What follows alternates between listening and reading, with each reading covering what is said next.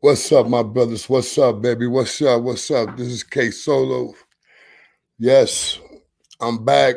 This is part two of the K Solo show. No question.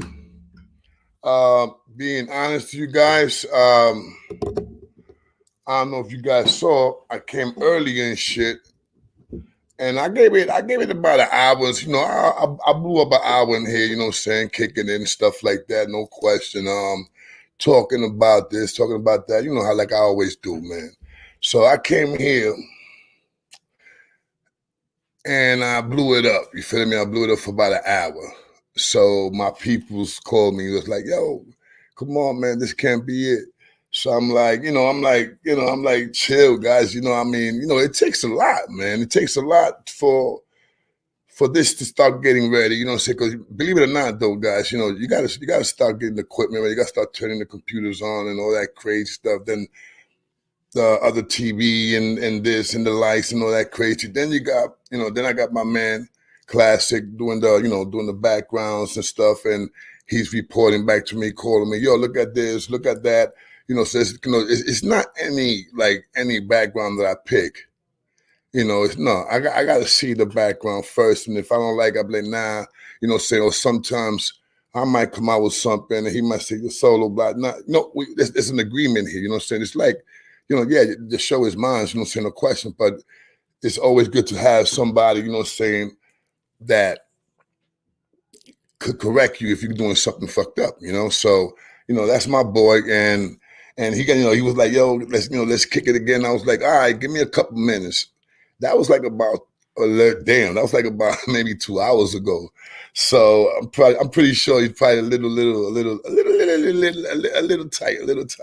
And also I gotta say, my boy Seabiscuit, the same thing, calls me. Actually, they both call me at the same time. And like, come on, Solo, man, this game. I know, guys, I know, but like I said, man, first of all, my stomach was touching my ribs. I was hungry. Remember, guys, I had problems sleeping. So when I slept, boom, I got up, I didn't eat, I stood around, blah, did what I had to do, came back home, and I didn't eat. So I was a little starving too. I was hungry, and then again, like I said, you blow, it's like about an hour and a half waiting till everything gets ready. Then you do your thing for about an hour. Sometimes, you get a little, like I said, a little tired, a little tired, So I'm back here, man. So look, I got something that I usually don't do, and that's to tell you guys a story live. And this story, okay, the first time I heard about the story, I'm not gonna lie, man, this was like about I went to Puerto Rico in 1981. Yeah, I think it was in 1981. I went to PR, and I started hearing it from there. From the first time, not the first time. I went to PR when I was a little kid. Don't remember none of that stuff. I remember a little bit of it, but not, not like, But we went, 1981. We went over there to chill, a little vacation, shit like that. It was like about a 6-month vacation. And I started hearing about that, man, about that name because my grandfather, he used to be kicking the story. My brother told me the story. My grandfather, that was the big thing in the place where I lived at. That was Humacao, Puerto Rico. That's Humacao. Shout out to Humacao, man. No question. Shout out to Humacao. So, yo, what's up, C? What's up, baby? Hold up, C. Hold up. Let me get my boy over here. Sometimes I gotta. What's up, baby? Listen. Yo! I got the cavalry coming in too. Hold on. Listen, though. Listen. I gotta tell my story though first, man. Oh, come on. I gotta tell my story, B. I opened you. I let the door open because you're my boy. You're my bro. I got Gito coming. All right. I know I love you guys, but I gotta get my story, baby. I gotta do it. I gotta do it. All right. I gotta do it. I gotta tell the Mano Negra that story, man. I'm going in this one. I'm telling the whole thing. I never tell you the whole story, though. Everything. Remember that. So I see you in the middle, right? Or you want chill? No, I'll get off. all right, I got you. Boom. So anyway, like I said, guys, this story, like I said, the first time I heard it, I was like about, like I said, 13 to 14, something like that. So, at first, at first I thought it was a bullshit game, but then I started hearing from other people, from Frankie's friends. Frankie's my brother, got bless. So, I started hearing from Frankie's friends. I started hearing it from my uncles in another part of Puerto Rico. That's Carolina. That's like half an hour away from San Juan. So, that's like everything is happening over there. So, I mean, the people heard that shit from over there, from where I was at in Macau. So, I started, from a little kid, I always been nosy. And I never had problems telling someone, asking someone questions. So I never did. So as more questions I started answering, more questions started, asking people, the hungry I got. Because this man's life was crazy. This man's life was fucking crazy. And then the woman's that was with him, I gotta say they fucking crazier. Let me start by saying this, right? I'm a negra. And if people don't know what the fuck Mano Negra means, that's the black hand. That's a black hand. The black hand. That's what you call him, because the dude was so-called black. I'm talking about those black Puerto Ricans that people over here never seen. Keeping it real with you guys. I'm talking like my grandfather black like that. So his thing was this, man. And this is official. His thing was, he was a sexual predator. That's why he was. Keep it in water. Keep it in water. Okay. I gotta let the thing open. Hold on, guys.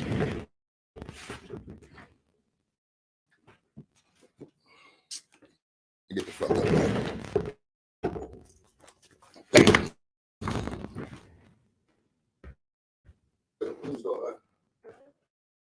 Open the door. Okay.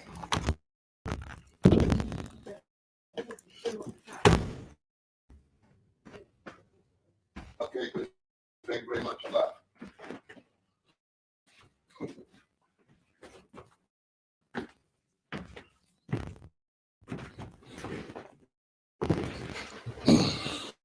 Beautiful, baby. All right, man. Back where I was at. You already know, guys, the dude was a sex predator. All right, he was one of those dudes that one of the nastiest, dirtiest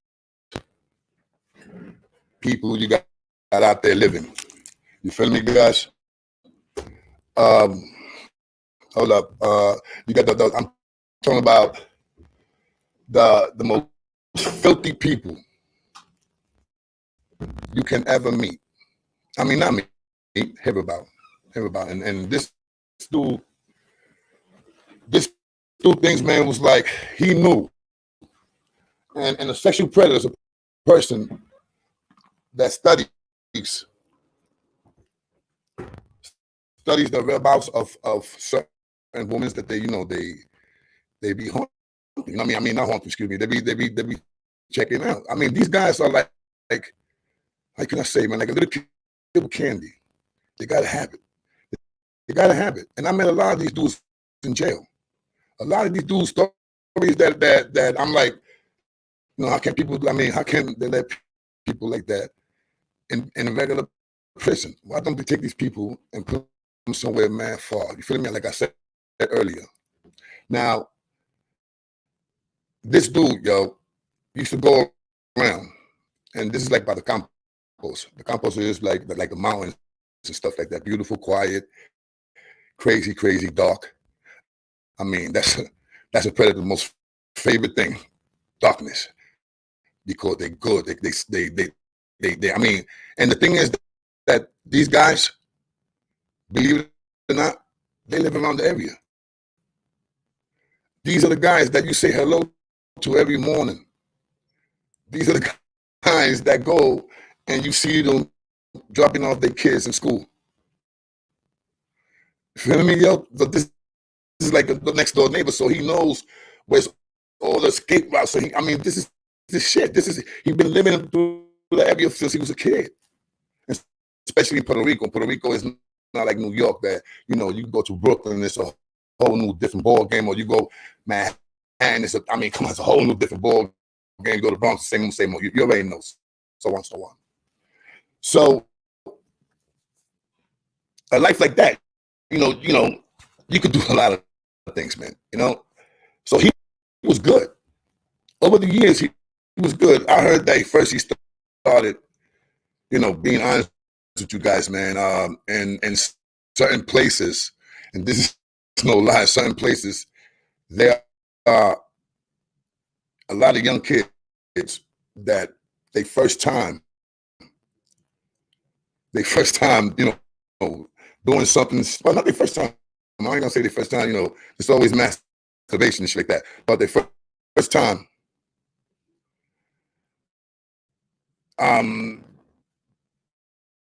using something but their hands, you feel me? And that's, they use animals, I swear to God.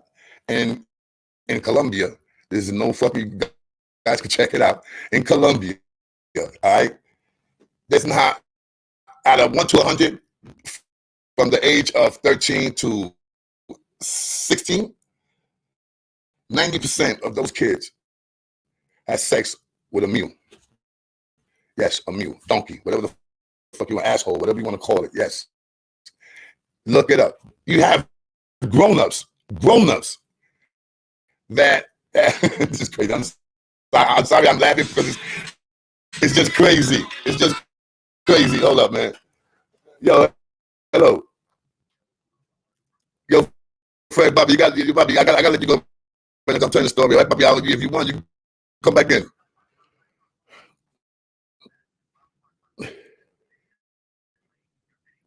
All right, Bobby. All right, Bobby. I told you right now, Frank. Bye. Yo, that's Frank S, man. I appreciate that. But right now, hold up, man. Something's going on here with this shit. Hold up.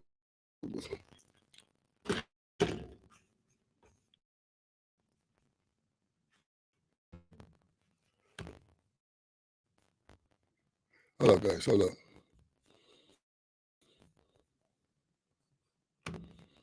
Danny, y se lo digo a ella.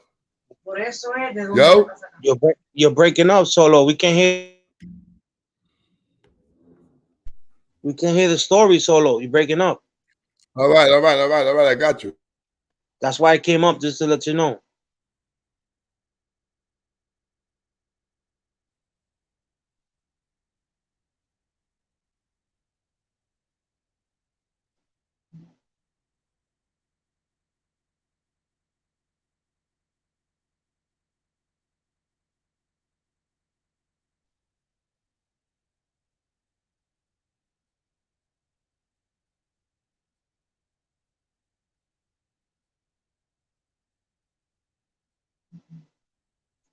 Can't hear you. You mute. She got here. I never touched this motherfucker. Now you're good. You're good now. You're good now. No, I was on fucking mute. I never touched that shit. Nah, you just was on mute for like a second, but earlier you sound like a robot. Yeah, I know. We good, kid. All right. Yeah. So let me go back. You can chill if you want, kid. Yeah, you might as well like repeat the story. Nah, that's all right. I'll get it from the beginning. I get it from the phone. It sounds interesting, man. It is interesting, kid. Believe me, it was like a couple years of going back and forth to Puerto Rico. Every time I used to go over there, this dude was I mean, he was out there. I mean, he was out there when I was living over in Puerto Rico with my grandpa. You feel me? He was still living. He was out in the motherfucking in the area. But I believe he got locked up. I believe he got locked up like the end of '83. The last time I went to PR, last time I went to PR was in '83, and when I went there, he was already locked up. So for a few years, this dude been doing this, bro. And like I said, he was born and raised in the area of Humacao, Pato Viejo. That's where, like I said, that's where the mountains and all that beautiful lakes, and I mean, it's beautiful. I mean, Puerto Rico's gorgeous. Anyway, but at nighttime, it's the best. You feel me? At nighttime, they can use that, man. That's like a magnum for, you know, for crazy people like that. You feel me? So this dude, like I said, his thing was taking his hands. And in Puerto Rico, the windows in Puerto Rico back then, I'm talking about the 70s, 80s, when I was there. There was white aluminum. And they used to have like a little thing that you wind. And the window used to open up, you know, slowly, you know, open up. But it was, you know, they also had glass, but if you had money, you had the glass, you know what I'm saying? The real nice shit, you know. I mean, you know, top choice, you feel me? But 90% of people in Puerto Rico, I saw them with the aluminum stuff. So now the only thing about those windows is that over the years, they get weak. It's made of, I think, a little metal and aluminum. So it gets rusty because in Puerto Rico it rains. You know, when it rains. So they get more, you know, they get all fucked up. So after a while, you take those windows and you start jerking like, and little by little they start opening. And the more you do it, the more they open. The more you do it, the more they open. But they do it kind of quietly. You feel me? They know how to do it. They've been doing it. They take a little oil and they throw it in the thing. Boom. Forget about it. You can't hit nothing. So now, most of the time, you know, as we men, I like to sleep. If the bed is towards the wall, I like my wife or my girl to sleep towards the wall. Because if anything comes through that room, let it come at me first. You feel me? Let it come at me first. That's why I give her the wall.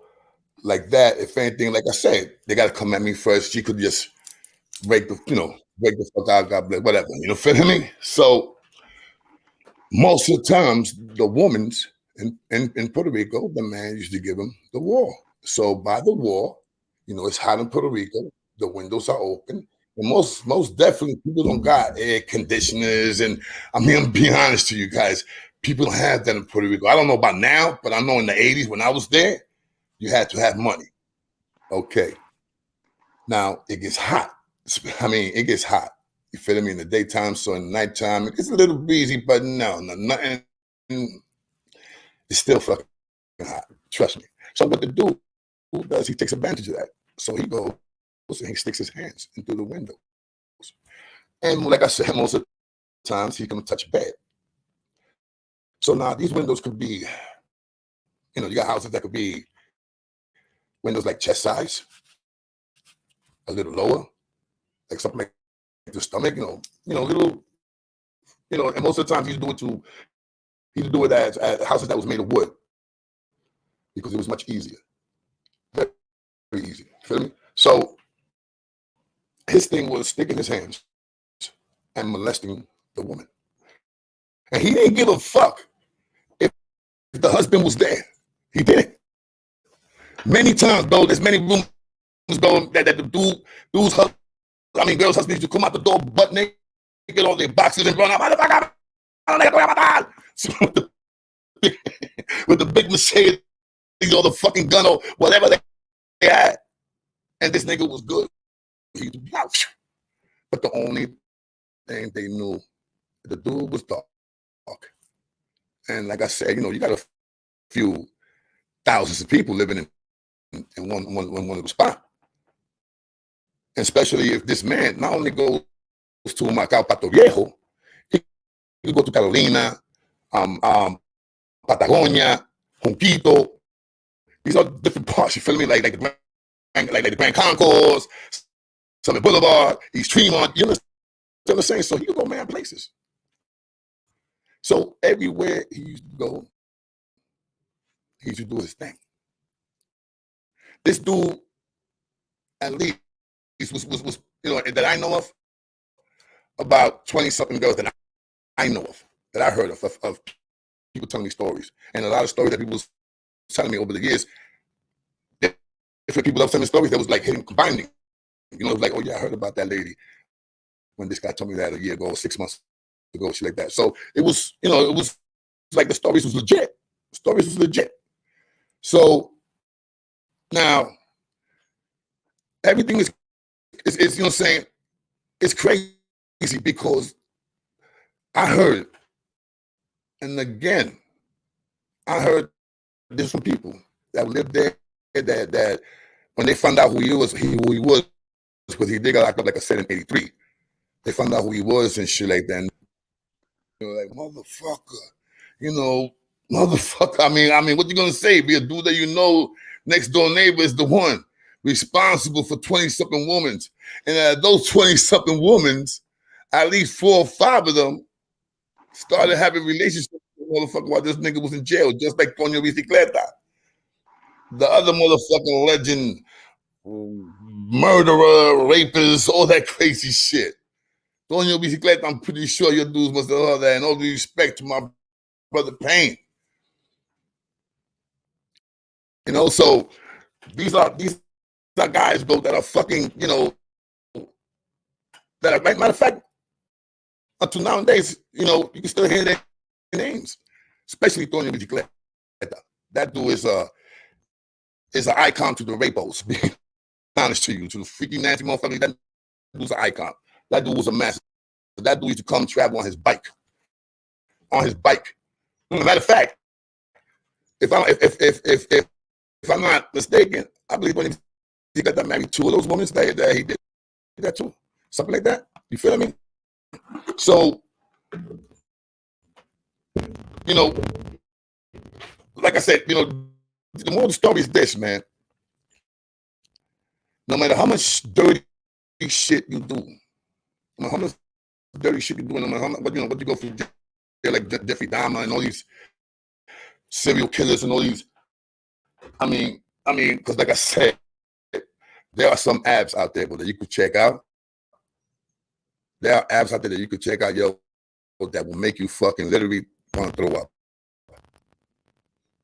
And like I said, man, you know, this shit is crazy when you got people who do things like that. I mean, with story that I told you guys, man, about that man that, you know, not only this dude killed the dude, he also cut the nigga up and all that shit right on video. And the shit that gets me crazy is that, is that the internet that I love, they will be so quick. And this is what I'm saying, like, I don't know, man, it doesn't make no sense, man. Can you guys please tell me? They will be so quick to cut a brother's show off, you know, like talking about cut this brother's show on YouTube if you say a certain thing or you do a certain thing.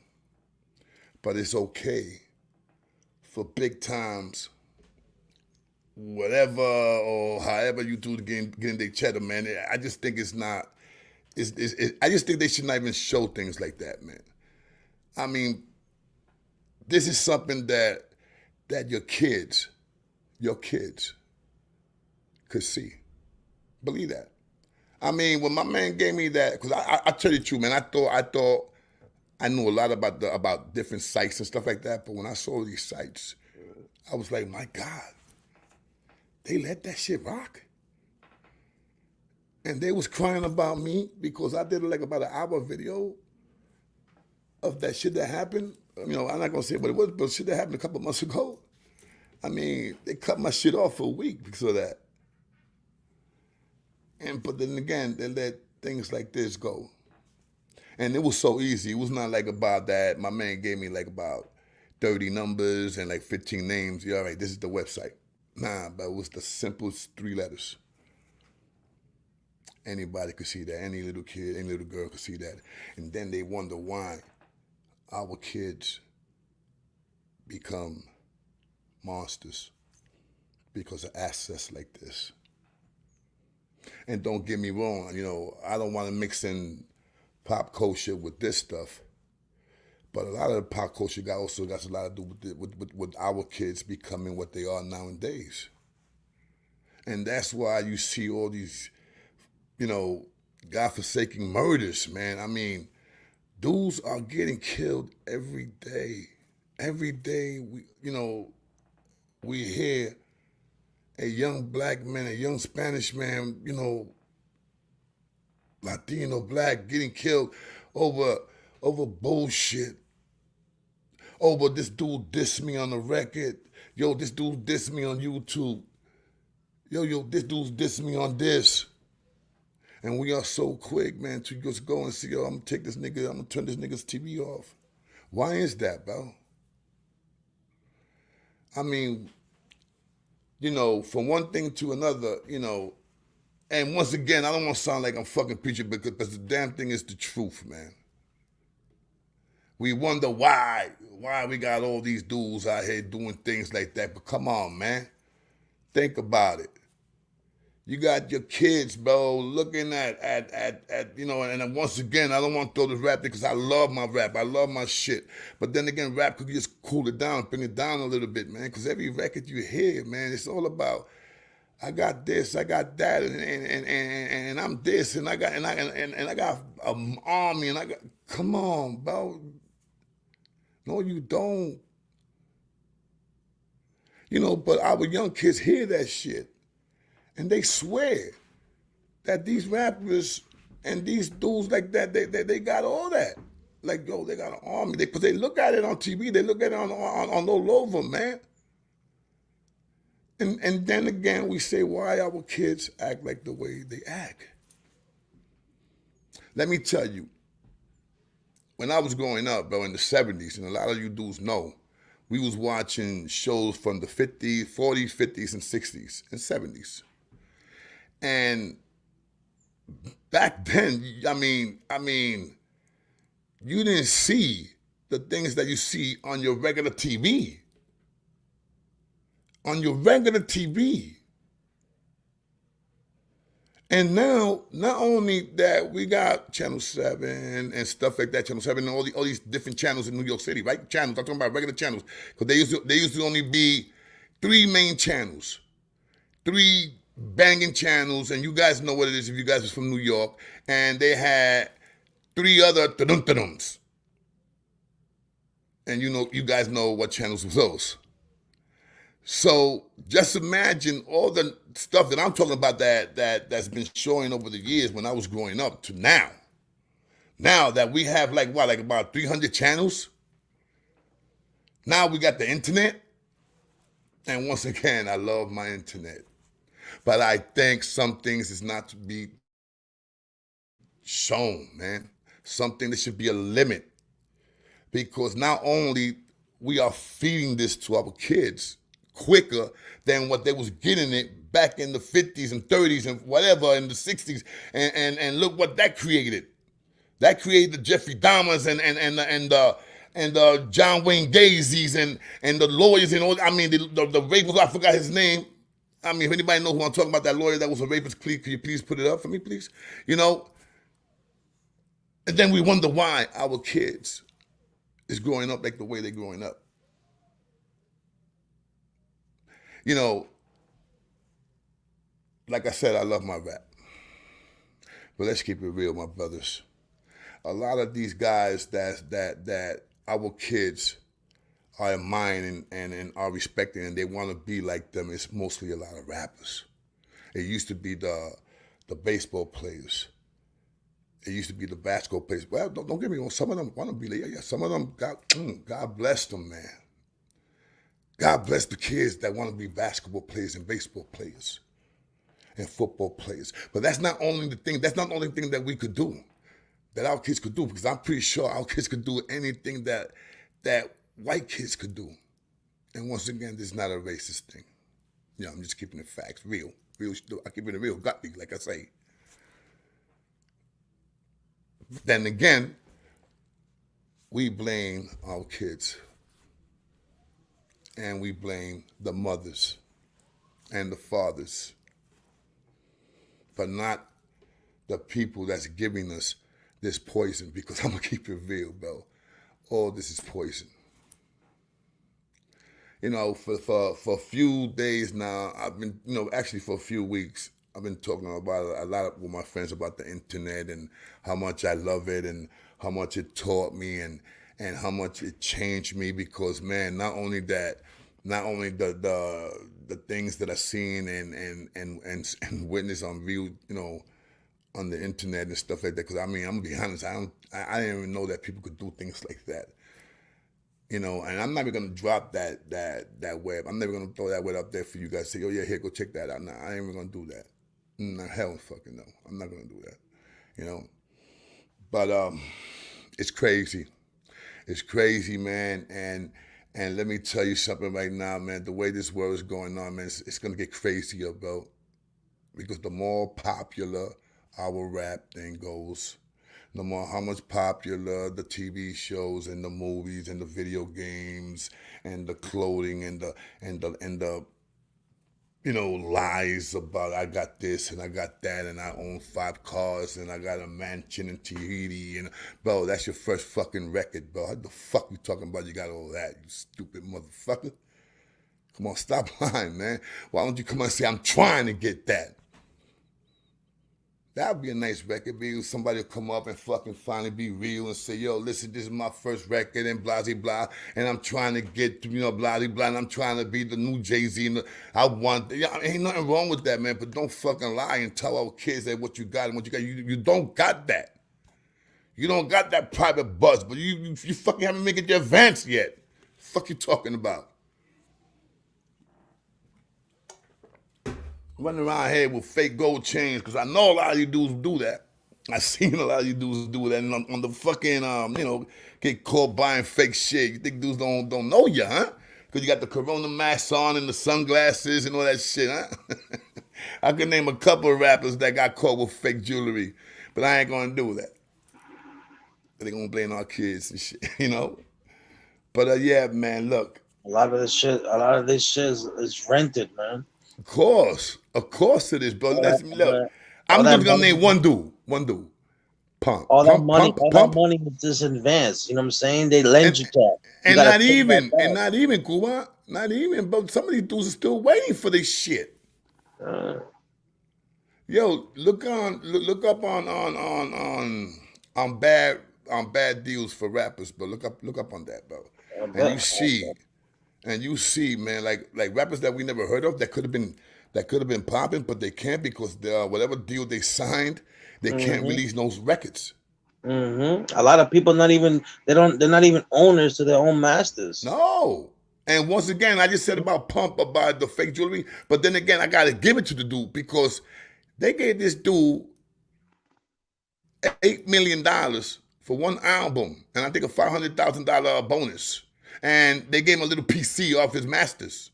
Smart motherfucker. $8 million. You got guys out here that get $1 million. They got to perform 5 albums, and they can't even do 1, and they're gonna perform 5. So you know, then when it was Jay-Z. Jay-Z bought when DMX died. Jay-Z bought he bought all his masters. Yo, let me tell you something. And he's smart. Smart man. I gotta give it to him, bro. Get hungry, Poppy. Get hungry. The more you take, fuck it. Because let me tell you about Jay-Z, bro. A lot of dudes think that I don't like Jay-Z because I worked for his club for 4 months and all that stuff. And the story that I said, the 2 stories, 3 stories, whatever the fuck, whatever. I ain't counting. Yes, I am. But I ain't. You know? So, you know, I give it to this dude, man. The dude was out there in the street like me and you. I don't know, yo. Just I'm saying me and you because maybe you know you done your thing like I done my thing. I don't know. So I did streaming for a lot of artists. Okay. No, but I'm talking about the jail things and all that stuff. I don't know if you did, but I did. And this man, sold drugs like most of us did, and never got caught. Never got caught, and he got out of that shit and became something. But became a rapper. From a rapper. From Def Jam to Rockefeller, from Rockefeller, bro. Man, look at this man now, bro. Look at Kanye West. A lot of people think I also hate Kanye West, but I don't. I hate how they represent themselves. But they portray a picture that's not really there. It's not really them. You're right. But then again, you see some to that. I mean, these rappers don't know that we see through that. But they have to still try to play that because they have a contract to fulfill. Well, no question. Yo, did you see that thing about the thing about God rest my man. I mean, not my man, because God rest one of my favorite rappers, DMX. That his contract, the first contract he signed, it was with a dude that had a fucking Rottweiler as a bodyguard, a Rottweiler. You feel me? So the man couldn't get out of his contract, and I still wondered to myself, say, wow, why he couldn't? I mean, DMX had no problem beat the shit out of the. I mean, let's keep it real. DMX was gangster, B. DMX, he did his thing, and God bless him and everything. But, dudes would do you like that, man, and they will catch you when you're young, when you're hungry. Bro, you go to a big office. You got a dude over here with a $3,000, $5,000 suit on, and this nigga's holding a gold pen with a contract of $1 million. The shit's like this, bro. Shit's like this fat. They put it right there. You got another dude right here in the corner with a stopwatch. You got 1 minute. You got the manager right here that the nigga got hit off already. You know what I'm saying? He got hit off already on the down low. Talking about, yo, sign that shit, man. Come on, sign that. Yo, sign that. We could eat. And what he does, man, he signs. Instead of the dude saying, yo, check this, man. Let me take the contract. Let me go get a lawyer. And I'll come back to you guys with the lawyer. Nah, they don't do that because they afraid. If you know your shit is popping and you know these dudes are after you, what makes you think the next man is not going to grab you? And then once again, I'm going to give shout-outs to The Rock, man, because, I got to give a shout-out because there's 2 rappers, bro, that he is trying to get their money back from wicked fucking contract dealers, bro. And I think one of them, if I'm not mistaken, one of them is Tiger. If I'm not mistaken. Why, he left Young Money? I believe it's, like I said, if I'm not mistaken, I'm not 100% sure, but if I'm not mistaken, I got it written down somewhere and I forgot it. But if I'm not mistaken, what? Yo, yeah. Oh, yo, damn, so. Oh, shit, yo, my bad, yo, what is my man, Zoe? Nah, I answered the phone, but I put you down because you left them on. No, yeah, I left them on because I was about to drop something. I said, yo, my bad, so. Nah, man, come on, baby, when solo goes. So, yeah, Bobby, what's up, man? What you got to say, man? What you got to share about this? Man, I came into the live. I've been absent a lot, bro. I've been dealing with trying to get my truck and my business going. I know. I was gonna hit the backtrack, but I remember you was talking about the kids and the culture of hip hop. Yeah, man. One thing I gotta say is, that I'm proud of what hip hop is doing. And like we're starting to shift our mindset to financial literacy. Like beautiful. You know what I'm saying? We're starting to shift. Our culture's starting to shift for people getting financial literacy. Like simple things like us having life insurance, a whole life insurance policy where you could leave some wealth. Besides being a burden when you die, and people doing car washes, raising money for your funeral, you could actually leave. GoFundMe. You know what I'm saying? Leave some wealth behind for your kids, your loved ones, to start businesses or change their life or something. Come out the struggles. You know what I'm saying? And that's how you start generational wealth. It's not how much money you got. It's what you can take money and buy income producing assets. Like I can buy a truck or buy some assets that you could flip. So legitimate money. We're playing the wrong game. We're playing too much in the streets. There you go. And getting locked up in these motherfucking jail cells, man, and getting enslaved and shit into this mindset. And we're breaking free of it. You know what I mean? Well spoken, my brother. Well spoken, my brother. Well spoken. And yo, Zoe, and like I said, baby. Once again, I'm sorry. But like I said, a lot of this is, man, it got to do with this poison, man. And like I said, so I love my internet, like I said, but a lot of this, man, got to do with the pop culture, man, with the shit that they selling our kids, man. And our kids don't have no other choice but to go out, want to be like this and want to be like that and want to be like Joe from the block. You know what I'm saying? Running around with the cars and running with the bad girls. And it's not like that. Do you know how many minorities in New York City had life insurance, bro? Right. I do. And I got an income. An income of maybe $5,000. Damn. I do. I pay $25. And goddamn, it's 15,000, but it's 15,000 that I'm not gonna have my wife or my kids running around, go fund me, yo, my pops died, I need this. No, man. Right. I'm not gonna do that to my kids, bro. Right. So a lot of these guys out there that you see with the nice jewelry and the fat chain, I guarantee you none of them got life insurance, bro. Right, they out there playing that. They playing the high. They playing catch up. Gambling with their life. And got all this dope boy money and don't even got no life insurance. What kind of shit is that, man? Like, come on, man. Wow, man. Yo, Zo, but It's not right, man. If you gonna play that high risk shit, man, at least have something to leave behind. there you go. And yeah, and let me tell you something, guys. I know this man already for about 2 years. I don't know him personally, but I know this man. I was talking to him on the phone, and this man showed me about something on the internet, how to flip money and this, like, and I'm like, wow, this is a young dude, that rides his truck at least 12 hours a day, rides the truck. You understand what I'm saying? And I know this man because he was like, yo, dude, and I know this man's gonna be good. And he got, like, I think it's 2 kids, 2 beautiful kids. I got way more than that, man. Oh man, I didn't want to open that can, baby. I didn't want to open up that can, play. I didn't want to do that. You know what I'm saying? That's what pushes me to want to get rich and generate wealth, man. How many kids you got, though? First of all, how many? Man, I got 5 kids. Oh man, yeah, that's something you didn't tell your man. I'm thinking you got 2. I gotta get rich now. Like, Yeah, no, you got to hit the lottery, bro. You need the lottery, son. You need God, bro. No doubt, man. Yo, but that's one thing I know about you, so you'll go get it, man. You'll go get it, and I gotta give you that. You know what? I'll tell you a quick story, man. Talk to me, baby. You know me. I love stories. I was in Iraq at 20 years old, man, and I was in this place. We were based in Ahmed Grave prison. It's basically the army. We took over this prison. I heard of it. And we had a I got you. there, whatever. We had Friday night boxing and shit, so I got in the ring a couple times. Hey, that shit is harder than what people Who the fuck think, is man. that? Hey, yo, hold on. So I'm sorry, baby. Hold on. I'm looking for this motherfucker. Somebody. Oh, wait, right here. Somebody keep trying to come in. Every time I put the thing there, he breaks out. I don't know what I'm gonna do. Anyway, but yeah, man, I forgot that that you did that, man, for our country, man. I forgot about that, man. Let me tell you what God blessed me, though. Let me tell you.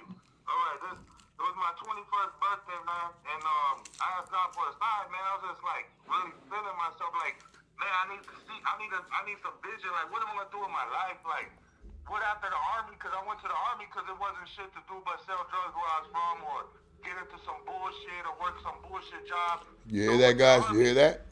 guys? And then look, I asked God, like, on my birthday, I was like, gosh, please show me a sign. I don't know how you gonna do it. Just show me something. I had faith, and I was like, just like really crying out to God in my mind. There was a monsoon. Everything turned orange. A dust storm came in, and then the monsoon cleared up, and then there was a complete solar eclipse right after the monsoon. Yo, excuse me. Can you tell some of my people what's a monsoon? I don't know if they know, but can you drop that? Monsoon is basically like, it only happens in 2 places in the world, in Iraq and Arizona, where I live now. I believe the sun turns red, right? The sun turns red. You ever seen the movie The Mummy, when that big dust cloud rolls in? Yeah. It's basically like that. But not Wow. all of them are that big, but that's basically what it is. So after that, my commander, he was like a bigot. He was a bigot asshole. He didn't like black brothers, you know what I'm saying? Wow. He didn't like Puerto Ricans and shit. He didn't even like his own people. He didn't hide the shit either, right? He was a Mexican that sucked white dick, you know what I'm saying? Basically like that, right? Straight like that. So this motherfucker used to fuck with us, brothers and shit. And he basically told me, you know what, I want you to write a 3-page essay and tell me where you're going to be at 10 years after the army, right? And I didn't know. At that point I didn't know. But when I sat down with that pen solo. Hold up, man. Hold on. With all due respect. Hold on. You had to give him a fucking essay? Yeah, because he's my commander. He's like the captain of the company. Wow. Okay. Yeah, so it's like, I'm only a private and shit, so I got to do what the fuck this. No doubt. You know what I'm saying? So I sit down with the fucking paper, bro, and as soon as my hand hit that paper, it's like my hand took off, like my thoughts in my hand was like writing this shit, bro. I wrote what I'm doing today what I wanted to do. You know, it hasn't happened for me yet. You know, I was 21 that day.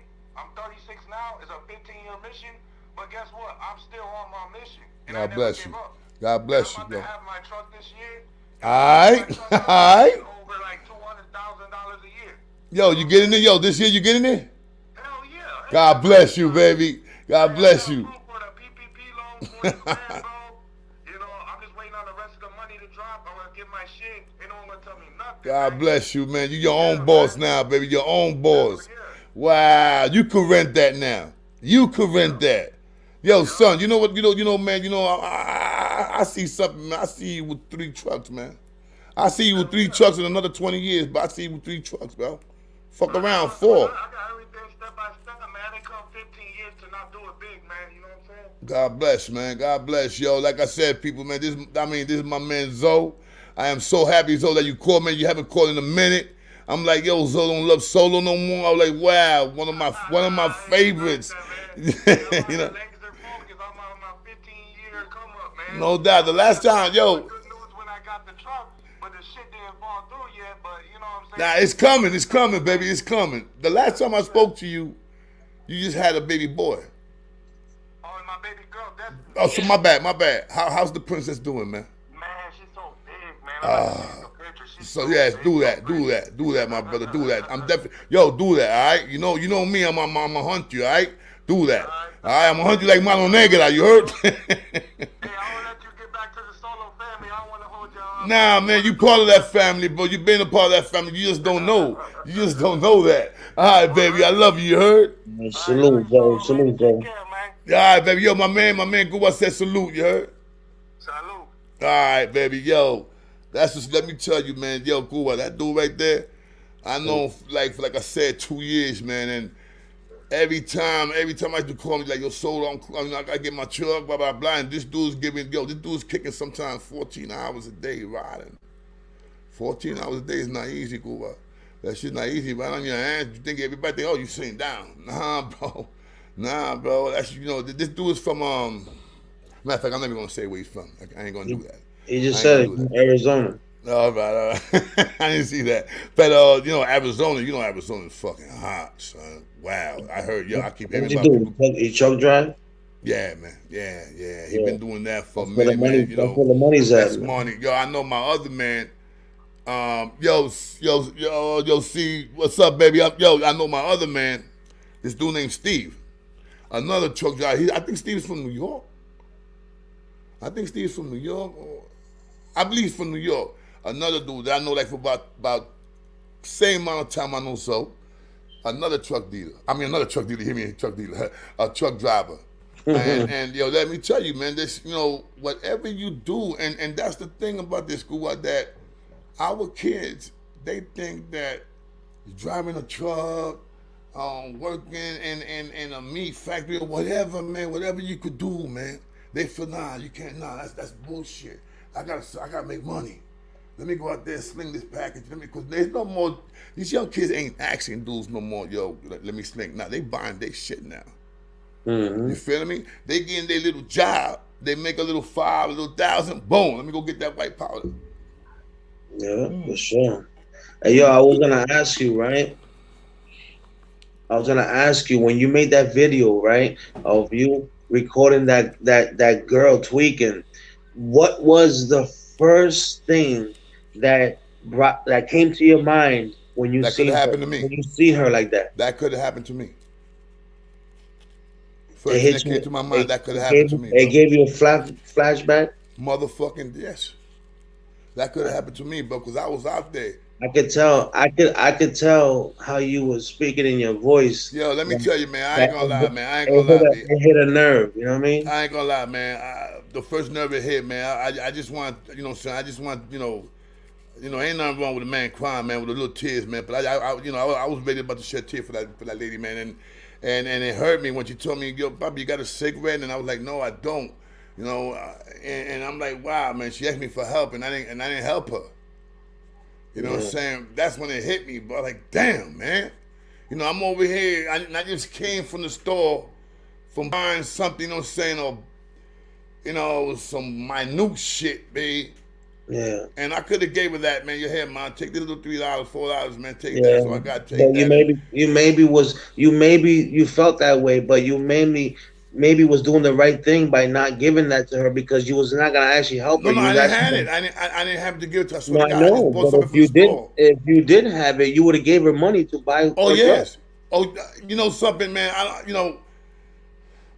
I'm not gonna say I don't care whatever she did with the money. She did with the money. You I know would what I'm have bought saying? her. Me personally, I would have gave her food. You know what I mean? You know something? She would not ate. I know that. I know that. I've done that before. I know. I had done that. Let me tell you, Bobby. One time, and I think I said this story one time. Real quick. I used to work in this place on 43rd and 9th Avenue, this club, and I worked there like for about 8 months, something like that. And since the first day, not the first day, like about maybe 2-3 days working there, my stop was Port Authority. You know what I'm saying? I used to go to Port Authority, take my train, take the 4 train, go to the Grand Concourse where I used to live at. I used to live right there by Creston. Now, every day I used to leave that club, right? And I used to leave, I used to have, people tip me with money. She's like, yo, here's a little 10 spot, here's a little 20 spot, whatever the fuck. I used to have I was making money that time, you know what I'm saying? Good money. I was working, shit. I wish I was working now. So, every day for 8 months, I used to go to Port Authority, and everybody know the Port Authority back in those times, bro. I'm talking about the 90s, bro. Early 90s, 92, 93, 91, 92, 93, 94. That was when the shit was still fucked up. Every day, I used to come, and they used to be like maybe 5 or 6, 7 homeless people. And they used to have the box. They'd sleep under the box, inside the box, right? And this stop was like, oh God, what was that? It was on 43rd and 9th Avenue.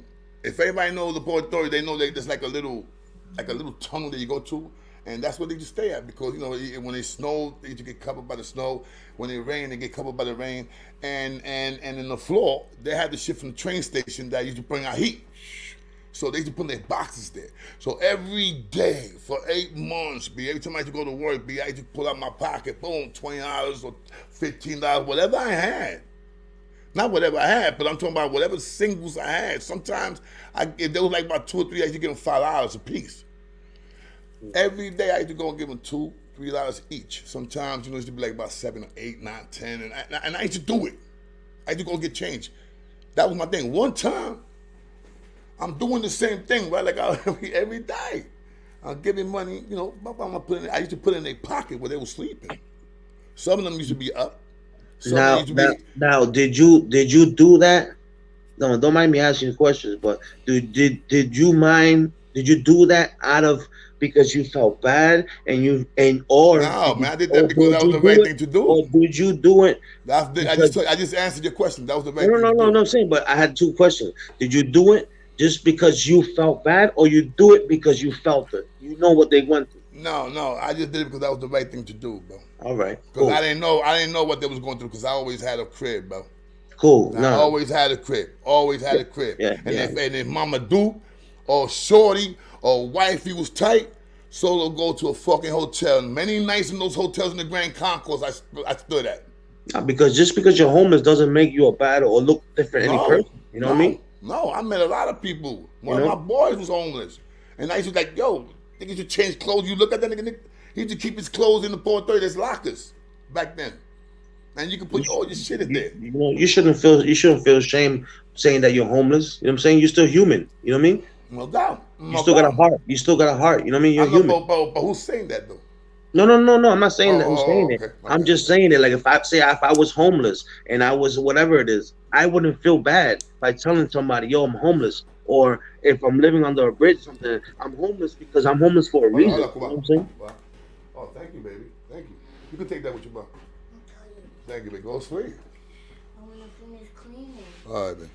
I'm just, I'm just kicking and vibing with you, bring just to talk, bring, still, content, shit. That's it.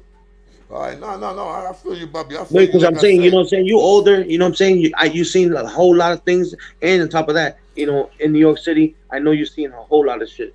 Man, did I? You know what I'm saying? Through your years, you know. Yeah, B. Yeah. How old are you, Kubi, if you don't mind me asking? 38.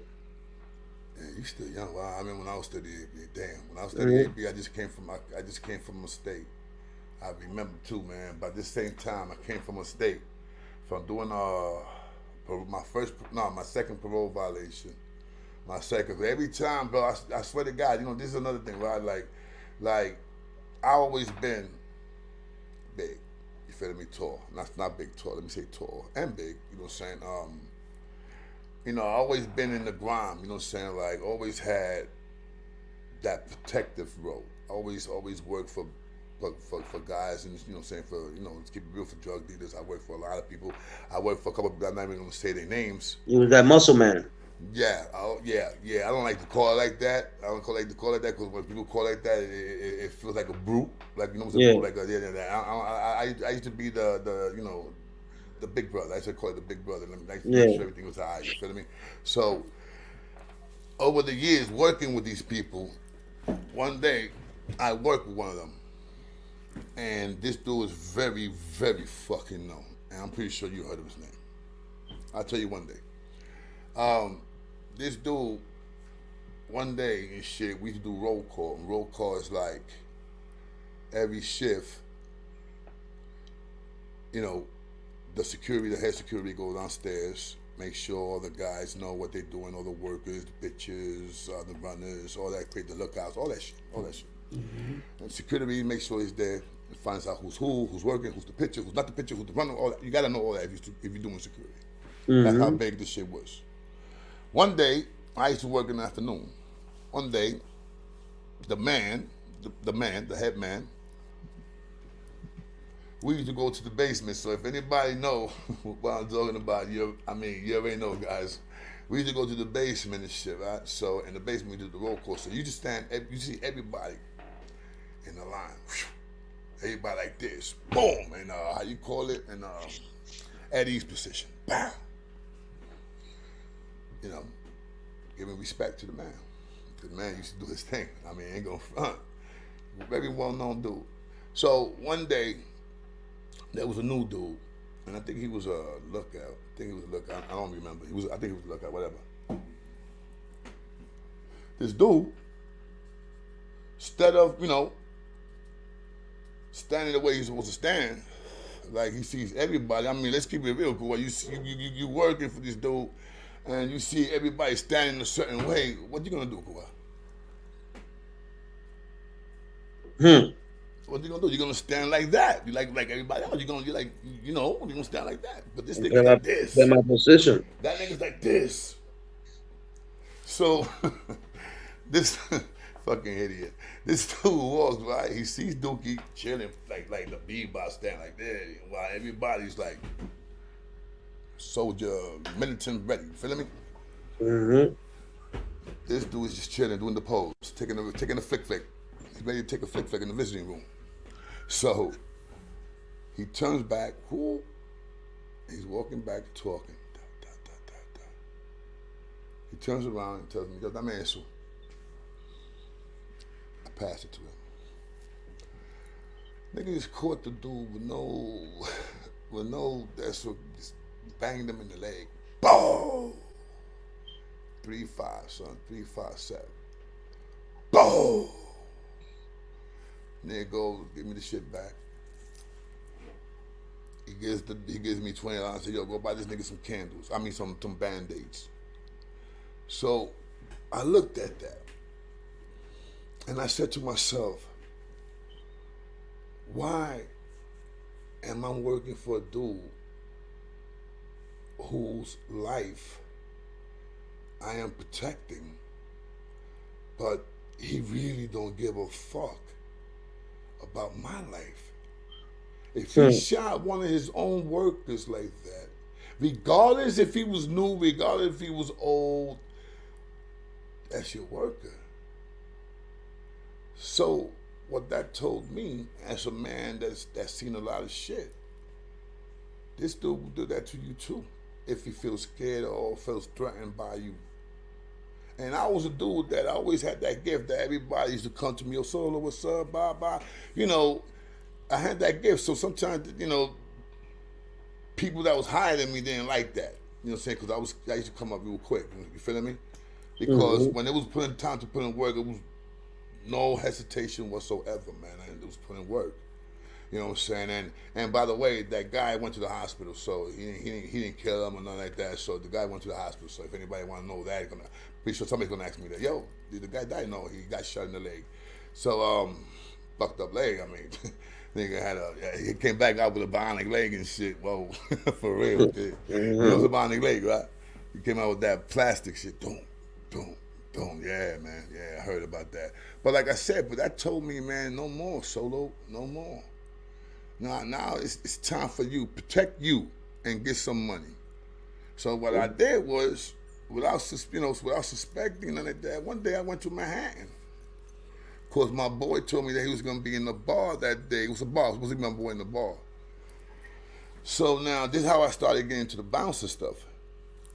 So the day I go to the bar. So I'm chilling there, my boy ain't there, bro. So I'm waiting, like about an hour and a half. A fight breaks out with two dudes.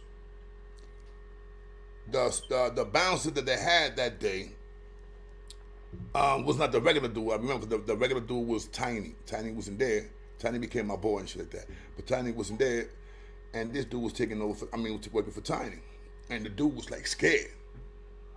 And the fight was like right next to me, bro. So I remember, bro, I had these fresh motherfucking felines, bro.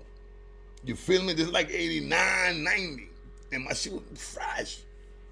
I remember that dude dropped a beer on my shit, on my sneakers, B. So the dude that dropped the beer that he was fighting, you know, I went, grabbed him, and said, because I saw the bouncer that was scared also. So I went, grabbed him by the neck, and I threw the dude out the ball. Poof. And I went and I grabbed the other one. Yo, you niggas want to fight, bro? You fucked my sneakers. Woof. You feel me? That day, B, the manager came to me, and I remember his name was, I don't know why, something Irish. Patrick, Mahoney, something like that. Anyway, the dude said, yo, you want to work? And I looked at this nigga, I said, how much? He said, 100 a day. I said, yeah. Dude said, yo, told the dude, yo, get the fuck out of here. Got rid of him. That day I started working, right? From that day, working that day, I kept doing it for like about a year and a half. I was in that same spot. One day I'm in another club, and from that club, I saw the big clubs, those big New York City banging clubs, and like the Limelights and all that crazy shit, all those clubs that was popping, bro. You know, that was beautiful, cool. I'm looking at this, and then I'm looking at the bouncers. The bouncers got the suit on, they got the bulletproof vest, they got, man, you know, no, back in that time they didn't have the walkie-talkie. They used to hang up right here. They didn't have that. They just had like a regular walkie-talkie and shit, the regular walkie-talkies. So I was like, damn, these niggas look like fucking CIA, bro. Like, these look like fucking federal, you know what I'm saying? Like the dudes that be walking with the president. I liked it. Secret Service. Yeah, yo, I liked it, man. I was like, wow, I want to do that shit, bro. So I went, B, and I remember the dude broke my heart when I went to the bouncer. I said, yo, I want to become a bouncer, man. How you do that shit? Like, yo, you got to take a test. So I was like, all right, what else? He said, nah, you just got to take a test and make sure Albany proves it. I'm fucked, cool. I'm like, wow. You know what I'm saying? I already got a record, cool. At the end. So I'm like, wow, man. Damn, bro, dude fucked up my dream, B. But I ain't let it stop me, bro. I started, at that time, they used to hire dudes that wasn't licensed. This is like the late 80s all the way to 97 when that bouncer fucked everything up, bro, for all the bouncers out there. That dude, Little John, I don't know if you remember him, the dude that killed that girl in 2006. She was in college. She was gonna become a forensic, and she knew what she was doing, because let me tell you, bro, she put up a fight, and they found all the dude's DNA and her nails, and in her mouth. She bit the dude and everything, bro. So she knew. Remember, she was working in forensics, so she knew. She said, "Okay, motherfucker, you're gonna kill me, but you're going to jail too, bastard." And he killed the man, but they got him. They got him, and I work with Little John. I work with that dude, man. I always said that. Me and my man Dewey used to say that shit. Yo, this nigga is a freak, bro. You gotta watch this dude, bro. This is the dude that used to work and just stare like a Tony Bicicleta niggas like that, man. He was one of those, bro. And look what happened. But anyway, when I started working, I started doing, working different clubs, but in Manhattan, kid. In Manhattan. Yo, at one time, like I said, I was working off the books and stuff. I mean, without no license and nothing like that. So I met this bouncer named Brownie. This dude saved my life, bro. This dude comes and tells me, "Yo, are you licensed?" And I said, "Nah, man, I'm not licensed, man." I said, "Yeah, well, I can't get licensed, man. I got a felony, blah, blah, blah, blah, blah, blah." He said, "Yo, I know a dude, man, that he knows a dude in Albany. But it's gonna cost you back in that time." But this is like say like in 90, I got shot in 93. In 92. So $500 was good. $500 was good. You feel me? So I gave the dude $500. Being the next thing you know, bro, the dude comes. Because whatever he did with that dude that works in Albany, whatever the fuck, that shit was legit because my license came legit with my name and everything, the computer, yo, it came out fucking, everything was beautiful. That's how I started working and getting more money. Because that was the only thing that was wrong, that I'm working for 100 or 125 and the dude that's licensed, he's getting 175. You feel me? But they're giving him more because he's licensed. At the end of it, they could get in trouble with me. Yeah. So now, when I get licensed, now I start getting that money.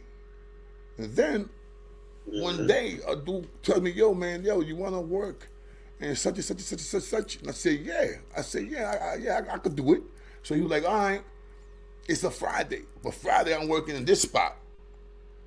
So I said, "All right, I got it. Oh, what I did, I saw one of the bouncers. I went to one of the bouncers. "Yo, you working Friday?" "Nah, man, I would like to work Friday." So I got you. It's $125. Good? Yeah, I'm good, man. I'm good. All right, boom. I was pocketing 50. You feel me? So after a while, I started doing what dudes were doing with me. I had all the way to about 17 people, bro, at one time, bro. 17 people, each giving me 75, because over the years, shit started going more and more and more, you feel me? I was doing good, man. That's about that motherfucking Little John fucked everything up, man. Once he did that, bro, a lot of COs, a lot of police officers got in trouble because they was not supposed to be doing moonlighting and shit, especially like in clubs and stuff like that. They're not supposed. That's a no-no. That's a hell of a no-no. Mm-hmm. And he was doing that. You know what I'm saying? A lot of cops, a lot of COs. Like when I used to get locked up, I knew COs that I used to call them to go to work. A lot, kid. And they did private security, right? I did a couple. I went to Puerto Rico. To train some bouncers over there because they wanted to do it like the same way they had it in New York. They wanted that style. And Puerto Rico was a little loose. You feel me? They don't respect the metal detectors and stuff like that. So, they wanted it professional, nice. Everybody with license. You could carry. I used to, but I never had the license to carry though. Never. I didn't want to. That's another ball game. You feel me? I would apply for that. Next they would know that I got, you know what I'm saying? And I'll be dead. So I'll fuck up my both legs, baby. So I never did that, but doesn't mean that I never had, you feel me? No question, especially on hip hop nights, bro. You got to. Got to, bro. Listen, every bouncer that's out there that probably gonna see it tomorrow or see it next year or whatever, they're gonna be like, "Yo, motherfucker's right. You have to." Yo, let me tell you something, all right, about our people. If it's sometimes you get Latin night. That's Puerto Rican, Dominicans, everybody together. We ready to kill each other because I guarantee you there's going to be a fight or two. Guarantee you. Now, you got hip hop night. So, you know, you got the blacks chilling, boom, boom. Guarantee you, there's not gonna be 2, there's gonna be 5. You feel me? It's gonna be 5. You feel me? So, guarantee you, you're gonna get busy. Guarantee you, somebody's gonna try you. And not maybe one, maybe a couple. You know what I'm saying? So you gotta throw them out. Yo, go ahead, man. I'm gonna get locked up. Your motherfuckers going down, babe. To make the end, so I had to, bro. I had to learn to get that, and I had to get, you know what I'm saying? Always had my bulletproof vest. Always had the shit on hip hop nights only. Only on hip hop, because it was crazy, bro. It's crazy, man. You don't know how many. That's why I'm saying if I go back to work on when this shit is over, they start opening up the clubs and stuff like that, man. They start calling me, no question, man. That's why I'm thinking about, damn, I'm gonna be cutting the show down. You know what I'm saying? So, you know, it's gonna be like a little, you know, probably gonna be like doing maybe only like Monday night. Let me see, Thursdays, Fridays, Saturdays, sometimes Sundays, maybe Tuesdays and Wednesdays. I probably will come out. That's about it, kid. Cause you know I'll be working all the way to Thursday to Sundays, sometimes Sundays. So I'll be really busy, kid. But this time, the whole show might change. And it's not gonna change. It's not gonna change. But you know, it's the Tuesdays and Wednesdays is gonna be like the regular. You know, chill, say something, bye, bring the guys if they want to come in. If they don't, okay, beautiful, whatever. And then the rest of the days, you know, when every time something happens, just throw that shit in there. You feel me? You feel me? You make sure I don't speak though, because you know you get in trouble for that shit. Yo, you be going to the club when shit is happening. That's bad shit. You know what I'm saying? So yeah, I'm already thinking over the box, man. I already got the name for this shit and everything, kid. For real, for club nights. I already got the name for that shit set up. Yo, listen, my brother Kuwa, I love you, man, and thank you, man, for joining me, man, my brother. I love you, you know. Love you like a doggy, you know, and thank you for holding it down. You don't got to go nowhere, Kuwa. For everybody out there, once again, man, thank you for joining this K-Solo show, part 2. Yeah, Bobby, yeah. I'm going to chill because, you know, let me see. I've been rocking what? Now I want some change. Yeah, son. All right, man. No. We catch another one tomorrow, man. I'm about to throw a movie on and shit, man. You know something, Bobby? That's what I'm about to do right now, man. That's what I'm about to do. Word to everything I love. Yo, hold your head, Bobby. All right? I'm about to lay down with wifey. All right, salute, my brother. No question. Salute to you, my brother. Bye. Yo, Danny. Thank you, Bobby. Yo, Danny. Nice little down, Bobby. Yo, holding it down. Chat, man. Yes, sir, Bobby. Yes, sir. Thank you, Bob. Thank you. Yo, Dan, what's up, baby? Thank you for holding it down with me, Dan. And everybody out there, God bless yous. I love yous. Hope you guys enjoyed the part 2. If if you know, I sound like Mario there, part 2. If anybody, you know what I'm saying, haven't seen the part 2, man, let them know. Yo, Solo came back, man, at 1 o'clock, exactly 1 o'clock in the morning, I believe. Exactly 1 o'clock. Yeah, let me see. Excuse me. Yeah, I believe at 1 o'clock in the morning. I don't see the time. Okay, right there. Mira ahí. Yes. Yeah, man. All right, man. Yo, Dan, hold your head, Bobby. Hold on. Let me light this shit up real quick. Big shout out. One more time, big shout out. Big shout out to Seabiscuit. No question, Bobby. Thank you for coming in. Motherfucking King Class, shout out to you, my brother. Thank you for coming in. Everybody else, Pain, you already know, love you, hold your shit down, bye. Yo, you're growing like crazy. Mario, thank you for the shout out. For the shout outs this, I believe yesterday and today. Everybody out there, man, big shout out to all you guys out there, man. And once again, you know, I said it earlier, man. Listen to that man, bro. Listen to that man. And I gotta say, man, Hassan Campbell, man, he was dropping some jewels today, man. And let me tell you, when I finished my show, I went to his show and I started listening to that. I was like, yo, wow, brother. Yo, sometimes he says things, man, that hit the people the wrong spot, man. But that's him. That's him. And he keeps it godly. That's what I like about that. He keeps it fucking gully. Not afraid at all. God bless that man. You already know, guys. Hold your head, man. This is K Solo. This is Rikers Island Stories, the AKA K Solo show. Let's talk about it. And like I said, this show is not only about Rikers Island and all that bullshit. This show's about everything and then some. You feel me? It might carry the name Rikers Island because that's how it started, by me telling stories.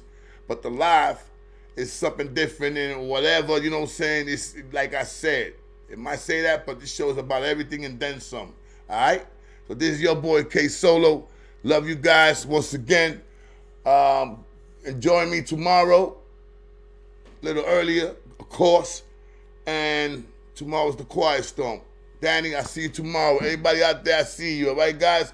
Thank you for showing up. Everybody out here, man. Love you guys. Definitely. I keep saying I love you guys because I fucking love you guys.